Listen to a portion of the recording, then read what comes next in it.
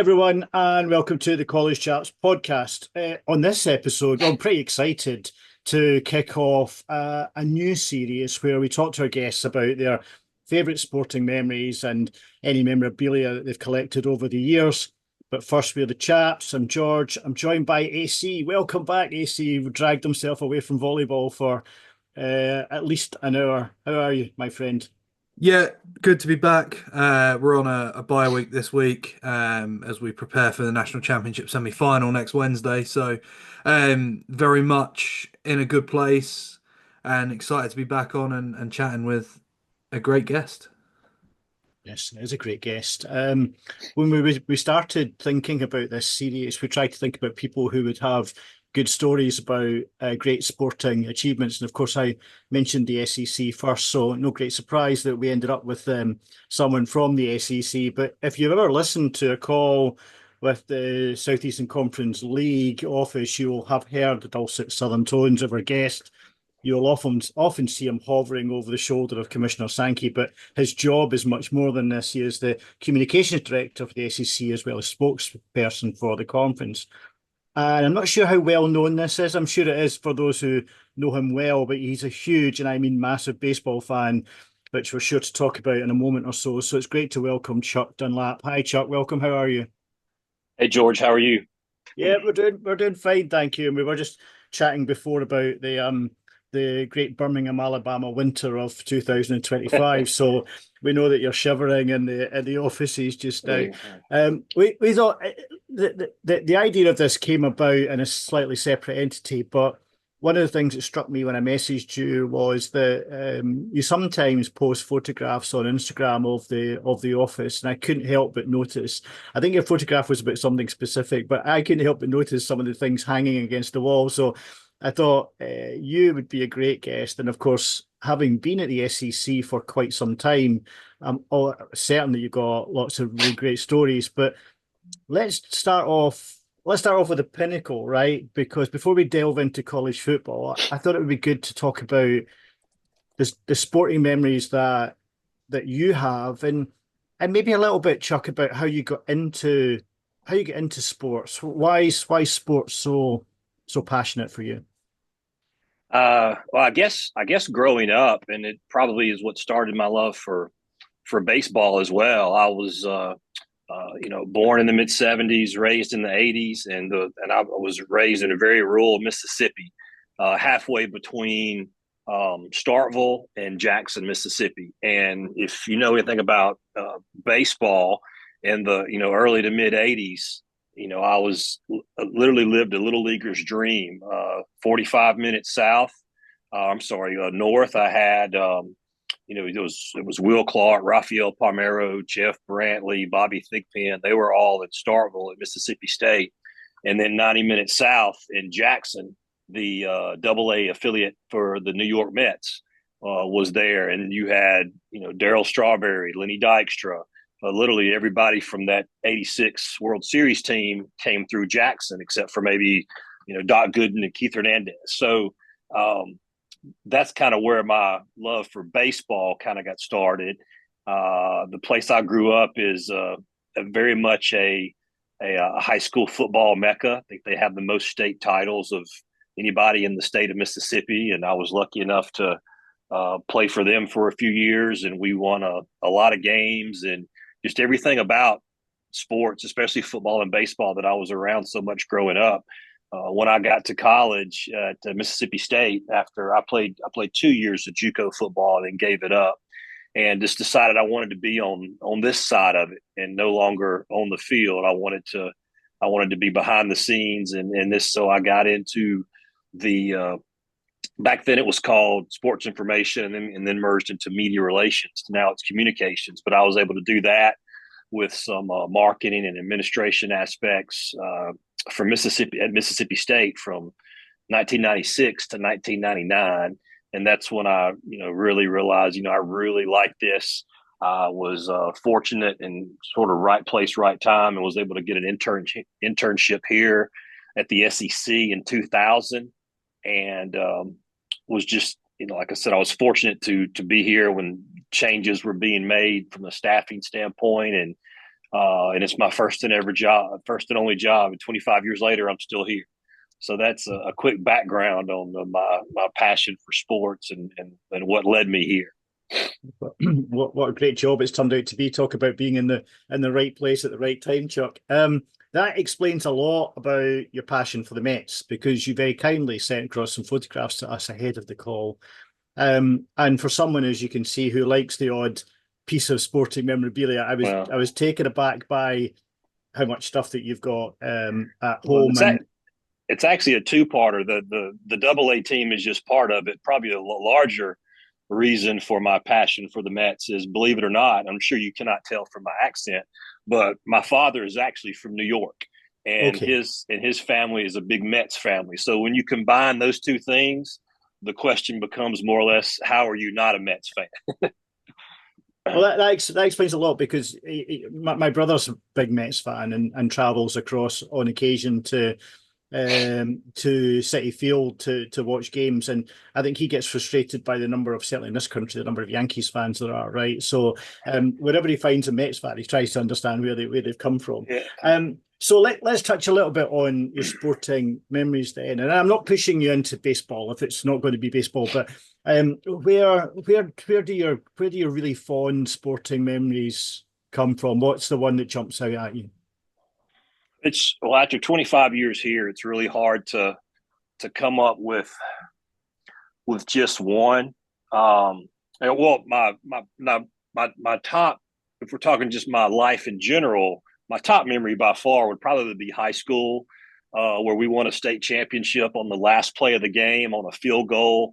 I was the long snapper, so I was on the field and got to be, part of that moment.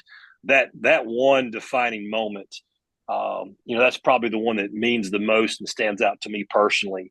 And then, after being here for a while, I remember once Father's Day, and I think 2007, I was able to sit in the old bleachers at Rosenblatt Stadium in Omaha with my dad, who flew up because Mississippi State was in Omaha and playing that afternoon on Father's Day. So being able to sit in the stands with your dad on Father's Day, watching, the team that, 30, 40 years ago, he would get in his truck and take me out to the outfield behind the fence and park and watch on Sundays after church. That was a pretty cool moment. So those are two personal ones. And then from a professional standpoint, wow, it's tough. I remember my first national title game as the number 2 person with SEC football was in 2007 in New Orleans with Ohio State, LSU. That was a big one. The one that really stands out is the year before I took over football. That was from the communication side of football. It was, if you remember, the all SEC LSU Alabama 1-2 in New Orleans. That got so much attention, and obviously a lot of people that were not in the SEC fan footprint were not thrilled with that result. But anybody who remembers college football that year and remembers their overtime, 6-3 game or 9-6 game that took place earlier in the season, there was no doubt who the top 2 teams in the country were that year. And so to have that game take place in an all SEC national championship in what is one of, if not the biggest SEC cities where our historic longtime SEC bowl game, the Sugar Bowl, is located, that was pretty special. I always remember that Sunday before the national championship game, and it was like Mardi Gras. It was crazy. It was half LSU, half Alabama, SEC chants. That one's pretty high up there on the list. Just moving along in some memories, the 2015 national championship in Tampa. That was my first time to win a national championship as the communications lead for football. And I remember getting a hat on the field, which maybe near the end of the interview, we can walk around my office and I can show you a couple of things. But I've got the hat that I received on the field in that celebration. That means a lot, being my first national, even though I was there for the 6 in a row from 06 to to 2012, having your first is like, the person who is truly the head of the communications end of football for the SEC. That was pretty special. And then obviously the 2017 game in the CFP in Atlanta. And you may have been at that one, George, but the Alabama versus Georgia all SEC national championship in Atlanta, where the SEC championship game is played, that was truly a incredible moment. And then if you remember the way that game ended, with looking like Georgia was about to win when they sacked Tua on first down for a big loss, and then second down, Tua chunks it deep, second and 25, 26.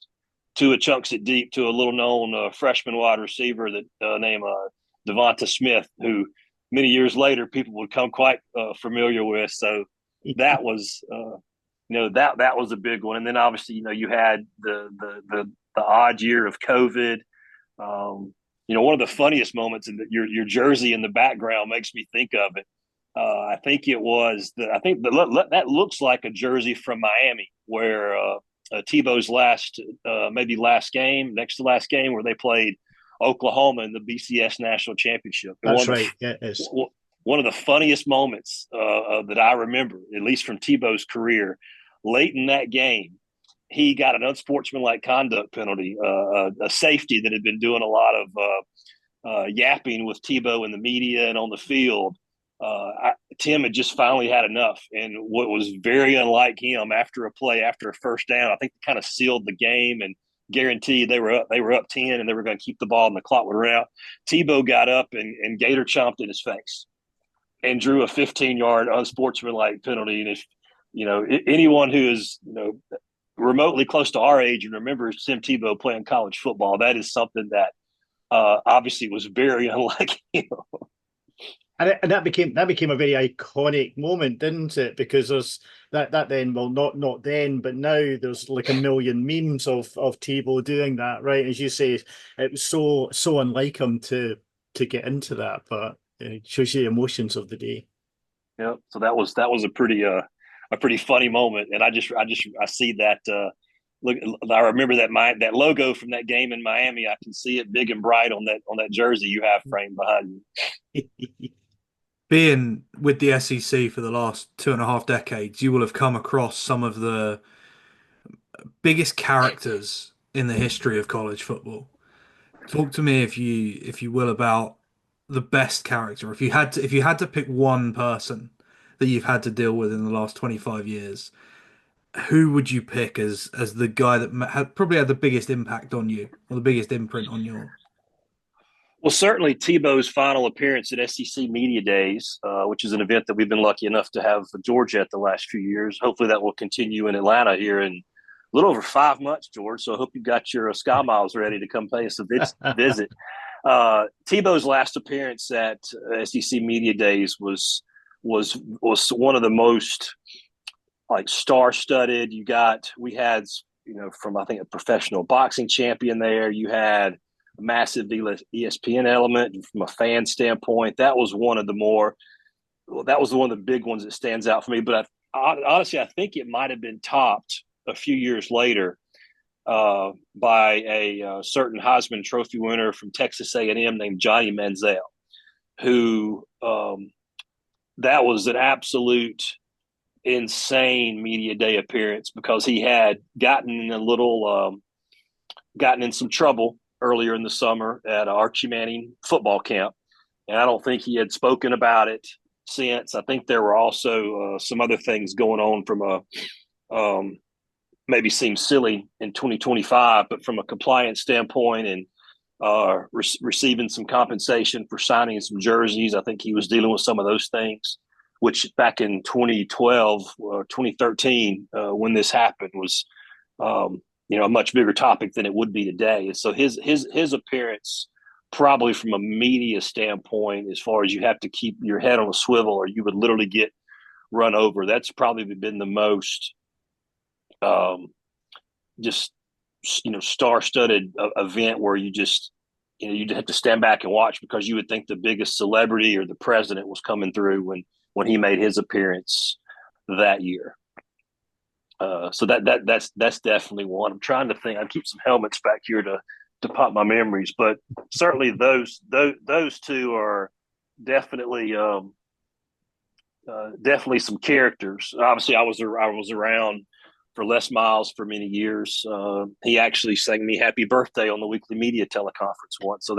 So we've had plenty of personalities that have come through the league.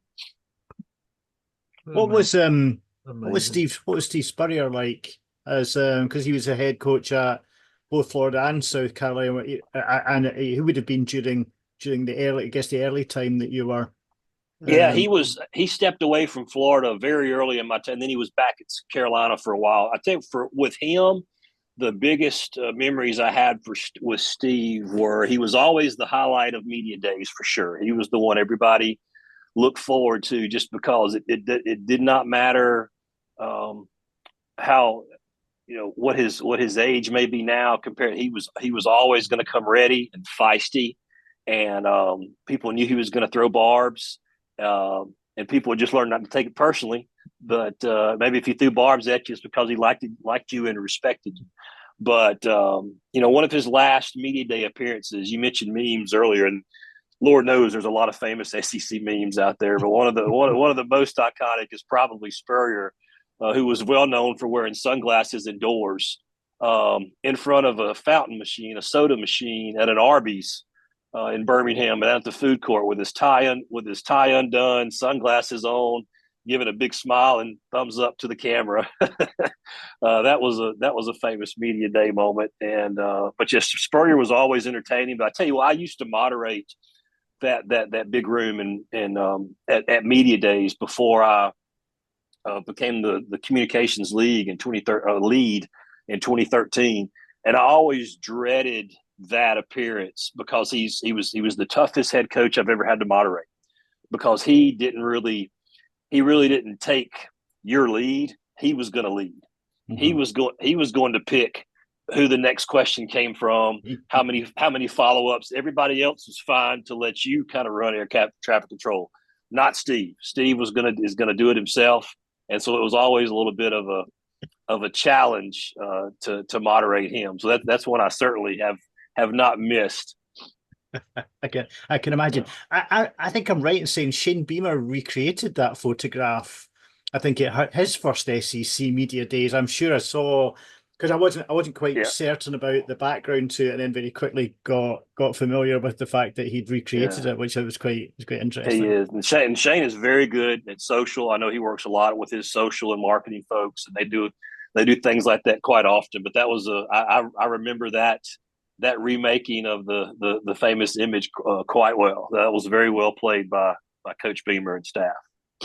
Not to spend any time on it, Chuck, because I really do want to get to see the stuff that you've collected in your office. How has social media changed your job in the last 10 years? Well, a good bit. We obviously were part of every corporation and company that got in on social.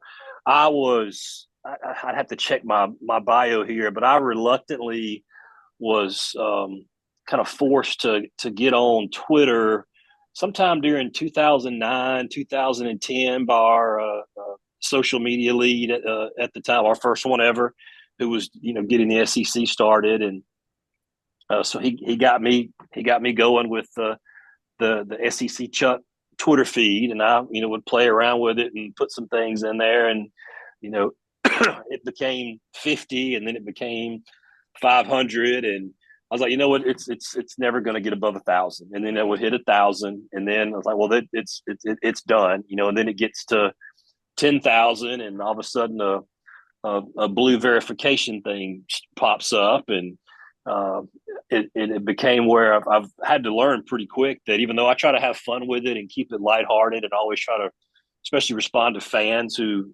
genuinely ask questions in a respectful manner, but it's I have to be careful, because at any point that I tweet anything, especially if it's a dead time, like maybe for instance a Wednesday in late February, it can show up as a quote in a story or a blog, even though I may not be serious or I'm just having a, so I've had to learn to be careful about um, my words and their reach.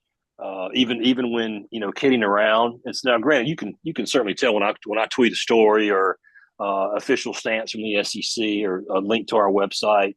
It's a little different than me going back and forth with a media member or a fan or a friend, and we'll talk about some things. But that's been getting used to. But I've slowly got into, I'm on like the what I call my big three now. I have a Facebook and an Instagram feed, and they're all kind of the same moniker with um, the same image of the BCS National Championship Trophy, which is the reason I keep that is because that's where the streak happened. The 2006 to 2012, and it just became just kind of my icon, and I don't plan on changing it. I've been asked to change it before by some organizations outside the SEC, but I have so far refused, and I want to keep my old school image. Right. Now let's go on to some of your memorabilia because we're really keen to see what you've got. And I unlike Steve Spurrier, I'm welcome to take your lead on this. I guess what the question is going to be: what's your favourite piece of sporting memorabilia and the story behind it? But I'm happy to go with whatever you've got that you're kicking about the office or anything you want to have a chat about. Yeah, no problem. Like, well, my favorite ones are probably at home. You've seen some of those. That's in the Mets, Miami Dolphins, Dan Marino genre. Probably more related to Mets. I've got I've got a ticket stubs from Game 6 of the '86 World Series, the famous Buckner through your legs play, and I've got a helmet signed by Mookie who hit the ball. I've got a piece of dirt from the last game at Shea Stadium back in 2000. What was it? 8. Probably my famous is a World Series guy. I was born on October 21st, 1975, which may not mean anything to some people, but most Boston Red Sox fans know that is the day and the night that Carlton Fisk hit the infamous walk-off extra inning home run where he was waving it down the line. And that's also a night that kind of changed sports history and the way that sports is televised. It was prime time. They did a bunch of stuff with lighting they've never done. So you go back, Sports Illustrated had a really big long form article on that game and just how that game, that night, that day essentially changed the way sports in America was presented and televised. And just given my job and my involvement with sports and television and our own TV channel, that's always something that's meant a lot to me, is to actually be born on that day. So those are some of my more personal things at home. I'm going to George flip my screen around and guess I just will do a little walk, and you just stop and tell me when you'd like me to. So this is just a couple of things. These are pictures of all of our football fields. Those are actually just 14 that we've got to be added here. This is some things we did with the streak. I had put together from the streak. That's just all of our Sports Illustrated covers from the 2006 to 2012 national championship streak under Mike Slive. And you see the trophy there in the middle I'm so proud of. And then that's a Sports Illustrated one-page ad that just had the 1 versus 2.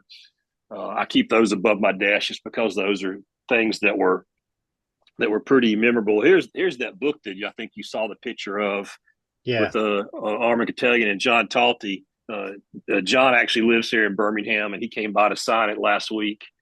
There's just some things. It's our last game in the Georgia Dome, a place that means a lot to people in SEC country, obviously with memories, and then the first one from Mercedes-Benz Stadium. With my role here, I serve as the media director for the SEC championship game. So obviously that game and those 2 games in particular pay big moments. I don't know if you've ever seen this series that we did, Saturdays in the South. It was an 8-part feature. Yeah, it's awesome. It's a great. Unfortunately, we don't get it in the UK, but I was able to see some of it on one of my trips. It's great about the history of the of the conference. It's really well done. We put a lot of work and heart into that, and they had movie posters that came out with it, and I got to keep this one. They had a big premiere. It's probably the first and only time my name is going to appear on a movie poster. So That's awesome. I do keep that here. So we'll work over here, and I think this is probably some of the things that you saw in those pictures. So this is Yes. this is my credential wall. This is not all the credentials I've ever got, but this is essentially every BCS and CFP related bowl game, championship. I kept all those credentials, which you can see from the lanyards what they are, but these are mainly BCS national championship and CFP semifinals and national championship games. There's a couple of, I think, Masters passes in here. There's maybe some college football game day, Hall of Fame type things. There's a couple of, before I ran lead on football, I did baseball from 2002 until 2013, and those were a couple of national championships that we won. That's South Carolina and Ray Tanner, who just retired as their athletic director. Yeah. And then you've got that's Paul Maneri when he won it with LSU, I think back in 2009. So those are just all my credentials there, and got some pennants from both Omaha, where we had a lot of teams. So the first year it was called TD Ameritrade Park then when they left Rosenblatt, and the 2009 was the last year at Rosenblatt where LSU won the last year. Actually, no, that wasn't the last year. South Carolina won 2 in a row. It was LSU won it in 2009, but then Carolina won it when I think it was maybe 11 or it was 2010, 2011. They went back to back in both the old and the new stadium. You asked me about some things that meant a lot personally, and this is a big one for me personally. This is a little memento that we used to give out at basketball tournaments, and I found this in the closet when I was an intern back in 99, 2000. Believe it or not, this was the first SEC event that I ever worked. It was in the Pyramid in Memphis, Tennessee, which now is a Bass Pro Shop, but it used to be where the Memphis Tigers played, and they would have a lot of concerts and a lot of things like that. And that was the first event I ever worked. I was a student in college, and it was my first SEC event to ever work and volunteer at. So that was one that I kept just because it had a lot of personal meaning to me. That was my first ever event with the SEC, first ever anything with the Southeastern Conference office. And so I kept that one. Have a few things framed. Here's your guy Tebow. He had one of the most famous Sports Illustrated covers that we had. So I'm sure that you probably remember some of those. We've got here's that hat that I talked about. So that was so I got that on the field after Alabama beat Clemson. That's when it's got the infamous moment where Coach Saban did the surprise onside kick, and because they were literally going back and forth, scoring every possession, and he knew he had to score a possession. I think most people remember is that smirk he had on his face when it worked, and they were able to pull away and win that game. This was another one. This was from that was Georgia TCU out in LA, the infamous 65-7 game. Yeah. So that was one. That's one I kept. They actually at that same year they did these helmets for the national championship game, since it was our second All SEC final we've had in several years, in what, 5 years, 6 years. They did those for us, and then we had the coins for that game as well. Getting down into some stuff, the football there under the TV it's got all the national championships that were in the streak from 2006 to 2012. Got a mini Georgia Dome here from when they shut down. The roof actually comes off, and you can see the old Georgia Dome. This is from our 10-year anniversary that we did. Seems like forever, right? But that was in 2001, our 10th SEC championship game. A couple things over here. I know I've mentioned just how special those Alabama Georgia matchups were. This is the one in Atlanta. It was played in January 2018, but it was from the 2017 season. That was the Tua second and long walk off, and see another coin was done for that game. So that's a pretty meaningful one. And then similar for the 2022 game in Indy from the 2021 season. So anytime you get the All SEC matchup, that's pretty special. I think you've probably done something like this before. That's just me and a friend of mine on the set of Game Day. I believe that was number 2 versus number 3, Mississippi State and Auburn. Number 1 had lost that day, so everybody knew going into that CBS game that whoever won that game was going to be the new number 1 team in the nation and the number 1 team in the first ever college football playoff poll. I mentioned my love for Dan Marino. This is one of my highlights. This was on the field with Ryan Brown, who's a media member here on radio in Birmingham. That's us with Dan Marino before the 2018 Alabama-Oklahoma semifinal down in Miami. Ryan's a big Miami Dolphins fan too. So we heard he was down there, and we violated everything that we knew about professionalism and wearing a credential because we were not, we were not going to miss that opportunity. So here's some other things. So the I don't know how you see it well, but these are like some Coke bottles. So that's that Alabama one's from the 1992. There used to be a big thing where SEC national championships, there'd be a commemorative Coke bottle made, and these were some of those. You've got Bama 92, Florida 96, LSU 2003, Tennessee in 98. So those are all those pre-national titles before the streak. There's another Alabama 92. You can see those logos and various things. I mentioned so this is, I actually picked this up on the field with Herb Vincent, who was at LSU at the time. Yeah.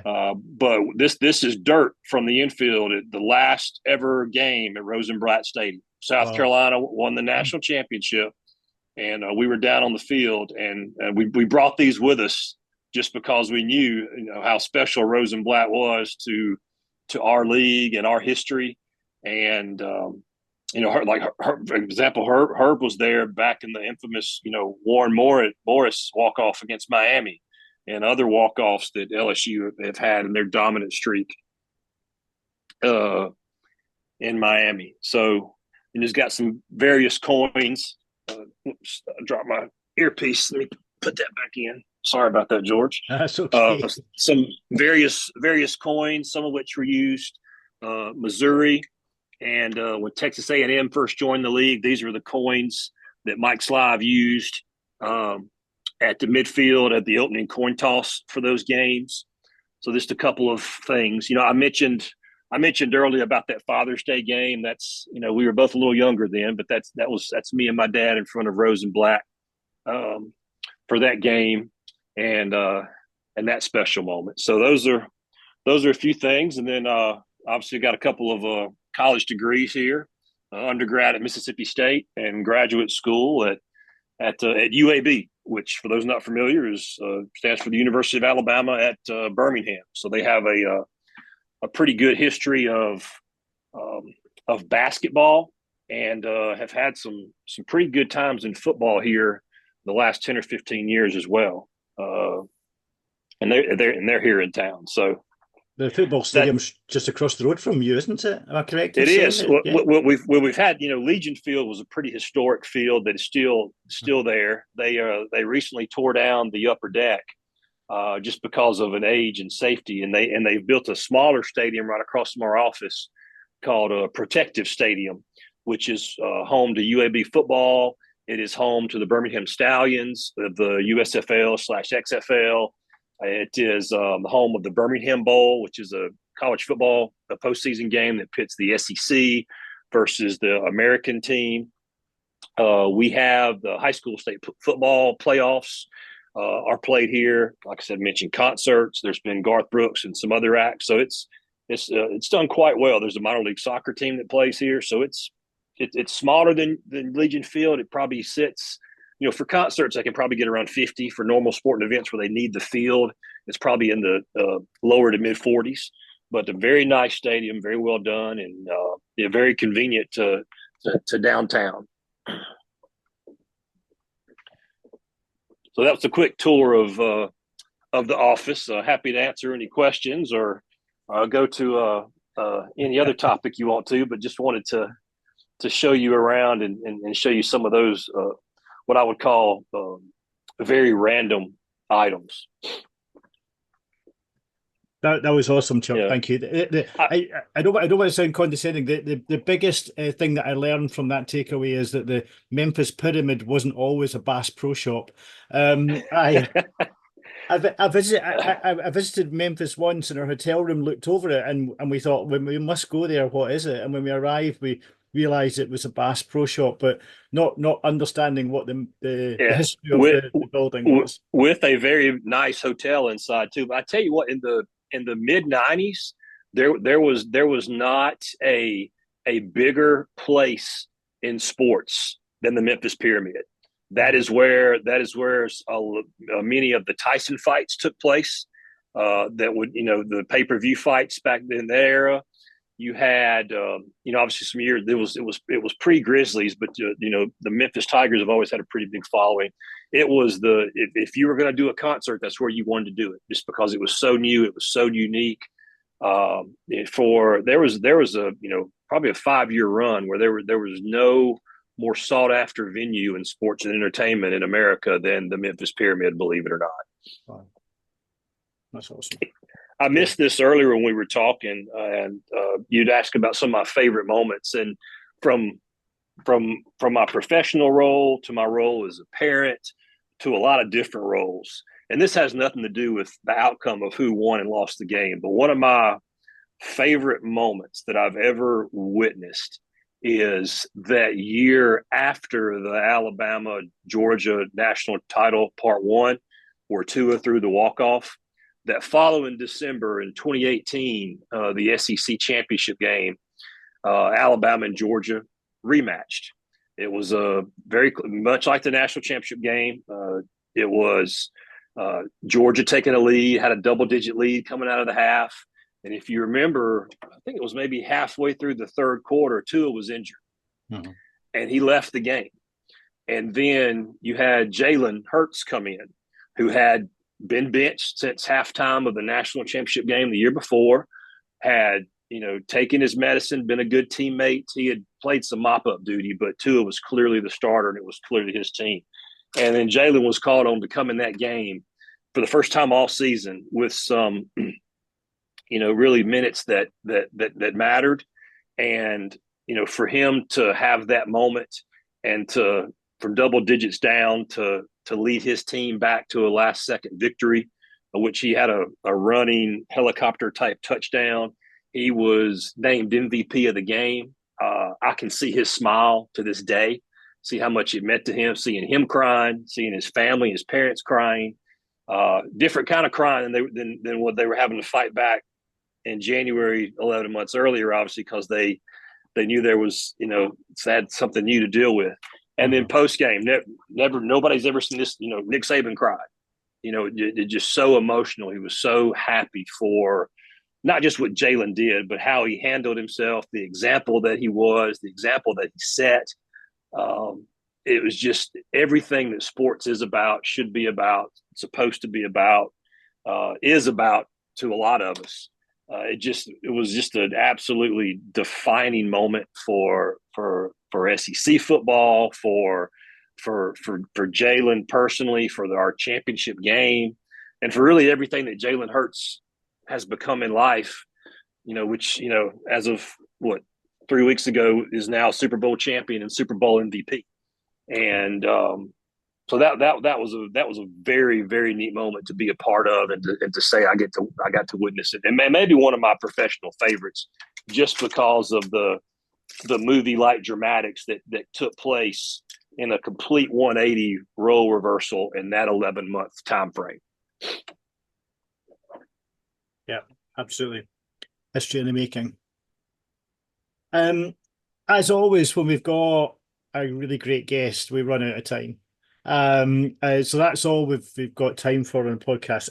Chuck, it's been fantastic to get the whirlwind tour round about your office. It's been awesome, and you've had some great stories. You talked about this being a slightly quieter time for you. What keeps you busy between now and SEC Media Days in July? Well, believe it or not, there's a good bit of football wrap up that goes on, just office work, paperwork. There is some prep work for the next year. I will go to our men's basketball tournament in Nashville, help out with some other championships we have, such as our men's and women's golf championships are played out on the East Coast. I've stayed very involved in baseball in our baseball tournament, which is played here in Hoover at the Hoover Met, which some of your bigger sports fans may recall that is where Michael Jordan had his minor league career take place at that stadium. So I do very much enjoy baseball season and that tournament in particular, which is a 6-day event, probably the longest event that we have. And I'm highly involved in the planning and implementation of that event. We'll have college football playoff meetings, spring meetings that take place in April. We'll have SEC spring meetings that take place down in Destin, Florida, and in May. And then obviously you mentioned just getting ready for media days and the 2025 season. As odd as that is to say, I think we mentioned beforehand, we're only 5 months away from SEC media days in Atlanta getting going. So it will be here before you know it. It certainly will be. It's been awesome having you on. Thank you, Chuck. That's all the time we have for this episode. Thanks to Chuck and Alex for their excellent input. Thanks you all for listening and supporting us, and stay safe and well. Catch you all next time.